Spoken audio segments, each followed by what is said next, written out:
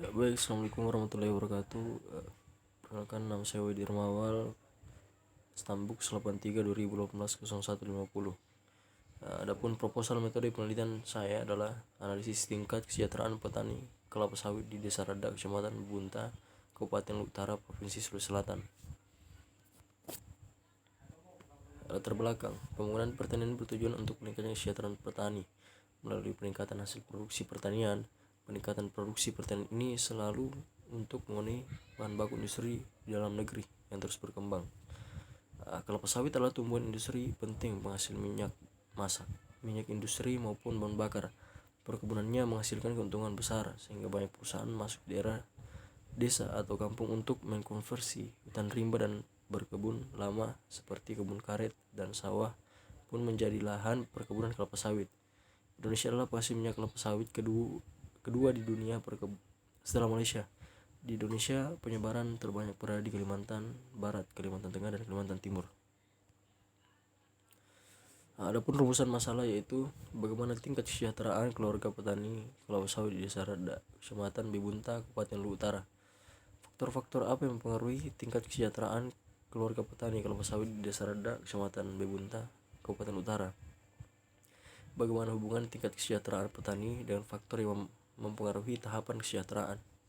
Adapun tujuan penelitian yaitu untuk menganalisis tingkat kesejahteraan keluarga petani kelapa sawit di Desa Rada, Kecamatan Bebunta, Kabupaten Utara, untuk mengetahui faktor-faktor yang mempengaruhi tingkat kesejahteraan keluarga petani kelapa sawit di Desa Rada, Kecamatan Bebunta, Kabupaten Utara. Kemudian yang terakhir itu untuk menganalisis hubungan tingkat kesejahteraan petani dengan faktor yang mempengaruhi tahapan kesejahteraan. Adapun tinjauan pustaka yaitu kelapa sawit. Kelapa sawit adalah genus dari Harekakea yang memiliki 2 spesies yang disebut sebagai kelapa sawit. Tumbuhan ini digunakan untuk usaha pertanian komersial dalam produksi minyak sawit. Kelapa sawit Africa Aloes guineensis, nama spesies guineensis mengacu pada negara asalnya, adalah sumber utama minyak kelapa sawit. Kelapa sawit Amerika Aloes oleifera, dari bahasa Latin oleifera artinya penghasil minyak, adalah tanaman asli Amerika Selatan dan Tengah tropis dan digunakan secara lokal untuk produksi minyak. Kelapa sawit merupakan tumbuhan industri sebagai bahan baku penghasil minyak masak, minyak industri, maupun bahan bakar. Kelapa sawit ini memiliki peranan yang penting dalam industri minyak, yaitu dapat menggantikan kelapa sebagai sumber bahan bakunya. Perkebunannya menghasilkan keuntungan besar sehingga banyak hutan dan perkebunan lama dikonversi menjadi perkebunan kelapa sawit. Indonesia adalah penghasil minyak kelapa sawit terbesar di dunia. Kemudian teori pendapatan. Yang pertama itu menurut Sukirno tahun 2000, pendapatan merupakan unsur yang sangat penting dalam sebuah usaha perdagangan, karena dalam melakukan suatu usaha tentu ingin mengetahui nilai atau jumlah pendapatan yang diperoleh selama melakukan usaha tersebut. Dalam arti ekonomi, pendapatan merupakan balas jasa atau pengguna faktor-faktor produksi yang dimiliki oleh sektor rumah tangga dan sektor perumahan yang dapat berupa gaji, upah, sewa, bunga, serta keuntungan profit.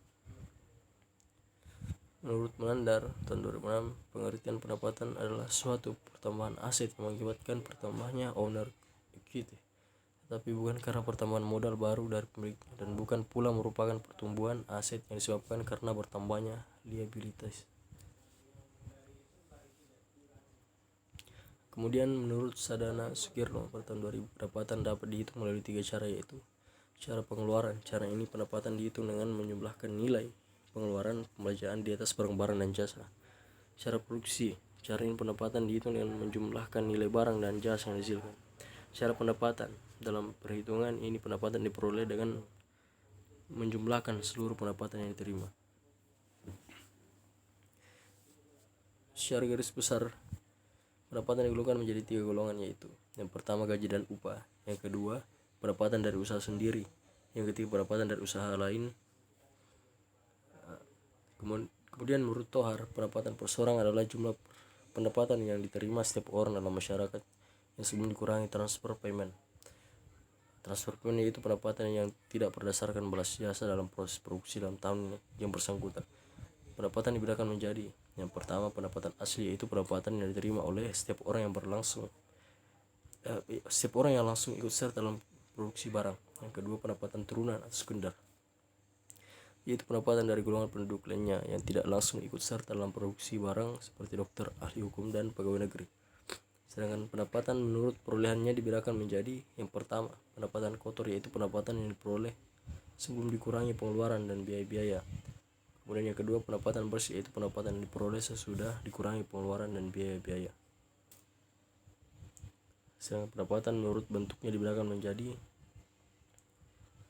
pertama, pendapatan berupa uang adalah segala penghasilan yang sifatnya reguler dan yang diterima biasanya sebagai balas jasa. Sumber utamanya berupa gaji, upah bangunan. Yang kedua, pendapatan bersih dari usaha sendiri dan pendapatan dari penjualan seperti hasil sewa, jaminan sosial, dan premi asuransi.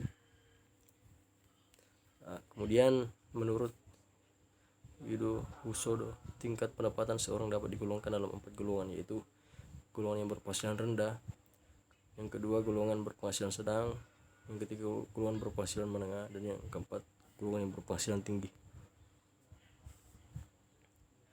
Hubungan luas lahan terhadap pendapatan petani. Luas penguasaan lahan pertanian merupakan suatu yang sangat penting dalam proses produksi ataupun usaha tani dan usaha pertanian. Dalam usaha tani misalnya, pemilikan atau penguasaan lahan sempit sudah pasti kurang efisien dibanding lahan yang lebih luas. Semakin sempit lahan usaha, semakin tidak efisien usaha tani yang dilakukan, kecuali bila usaha tani dijalankan dengan tertib. Luas lahan pemilikan atau penguasaan hubungan dengan efisiensi usaha tani. Penggunaan masukan atau semakin efisien bila luas lahan yang dimiliki semakin besar. Menurut Mupiarto tahun 2009, di negara agraris seperti Indonesia, tanah merupakan faktor produksi yang paling penting dibandingkan dengan faktor produksi yang lain, karena balas jasa yang diterima oleh tanah lebih tinggi dibandingkan dengan yang lain. Dalam bidang pertanian, penguasaan tanah bagi masyarakat merupakan unsur yang paling penting untuk meningkatkan kesejahteraannya. Luas penguasaan lahan bagi RT petani akan berpengaruh pada produksi usaha tani yang akhirnya akan menentukan tingkat ekspor. Kemudian hubungan antara modal kerja dan pendapatan. Pertama, barang modal merupakan modal yang diciptakan oleh manusia dan digunakan untuk mempendapatan barang-barang dan jasa dibutuhkan. Modal juga dikenal dengan istilah investasi, yang merupakan sejumlah dana yang digunakan untuk kegiatan pendapatan. Investasi adalah pengeluaran yang ditujukan untuk meningkatkan barang dan mempertahankan stok barang modal. Kemudian yang kedua, yang terdiri dari mesin, kantor, dan produk tahan lama lainnya yang digunakan dalam proses pendapatan. Yang ketiga, modal adalah salah satu faktor yang pendapatan yang menyumbang pada hasil pendapatan. Hasil pendapatan dapat naik karena digunakan alat-alat pendapatan yang efisien. Dalam proses pendapatan tidak ada perbedaan antara modal sendiri dan modal pinjaman, yang masing-masing menyumbang langsung pada pendapatan.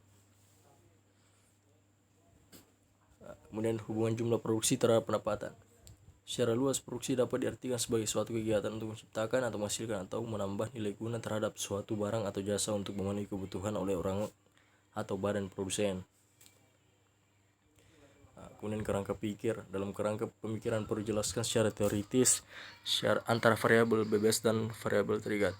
Berdasarkan pada uraian sebelumnya, maka kerangka pemikiran peneliti dalam penelitian ini adalah pendapatan petani kelapa sawit yang menunjang kesejahteraan petani sebagai variabel terikat yang dipengaruhi oleh modal, luas lahan, dan jumlah produksi sebagai variabel bebas. Ini adalah struktur. Kemudian hipotesis. Berdasarkan tujuan penelitian dengan menggunakan alat analisis ujian koefisien kontingensi, maka peneliti membuat dugaan sementara sebagai acuan hasil penelitian sebagai berikut.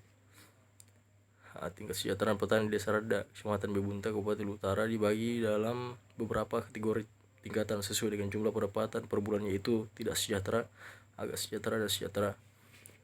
Faktor-faktor yang mempengaruhi tingkat kesejahteraan petani yaitu pendapatan petani kelapa sawit, di mana besaran modal yang dimiliki, luas lahan, dan jumlah produksi yang dihasilkan oleh petani kelapa sawit menjadi hal yang menentukan pendapatan. Tingkat kesejahteraan petani sangat dipengaruhi oleh pendapatan petani. Ini dikarenakan semakin tinggi pendapatan, maka kesejahteraan petani semakin meningkat. Kemudian untuk lokasi penelitian. Dalam penelitian ini, peneliti mengambil lokasi atau objek peneliti Desa Rada, Kecamatan Bebunta, Kabupaten Utara, Provinsi Sulawesi Selatan. Jenis penelitian ini menggunakan jenis penelitian deskriptif atau kualitatif, yaitu untuk mengetahui tingkat kesejahteraan petani kelapa sawit. Penelitian ini dilakukan secara langsung di lapangan, di mana objek yang diteliti adalah petani kelapa sawit di Desa Rada. Pendekatan sesuai dengan jenis penelitian yang berupa penelitian deskriptif kualitatif. Metode pendekatan penelitian kualitatif merupakan pendekatan yang menghasilkan data deskriptif berupa kata-kata tertulis atau tulisan dari orang-orang. Dalam hal ini peneliti bisa mendapatkan data yang akurat dan otentik yang dikarenakan peneliti dapat berhubungan langsung dengan para petani. Sumber data yang digunakan dalam penelitian ini dibagi menjadi dua, yaitu data primer dan data sekunder. Metode pengumpulan data.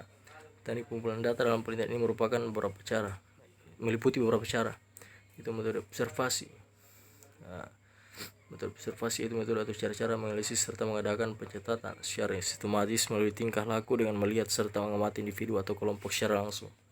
Dalam observasi, data atau fakta sosial akan diperoleh dari pencerminan terhadap kegiatan perilaku, tindakan orang-orang serta juga keseluruhan kemungkinan interaksi interpersonal dan proses penataan yang dapat diamati. Dengan cara ini kemungkinan meneliti untuk mengkaji segala sesuatunya mendalam dan rinci. Observasi ini bertujuan untuk menjawab masalah dalam penelitian ini. Metode pengolahan data. Setelah berbagai data terkumpul, maka untuk menganalisisnya digunakan teknik analisis deskriptif. Dalam analisis data yang berhasil dikumpulkan kemudian ditabulasi lalu diolah sehingga peneliti memperoleh data yang valid. Metode wawancara. Wawancara adalah metode pengumpulan informasi dengan bertanya langsung kepada sumber. Kemudian metode dokumentasi. Dokumentasi adalah mencari data yang terkait dengan topik penelitian yang berupa catatan, transkrip, buku, dan semacamnya.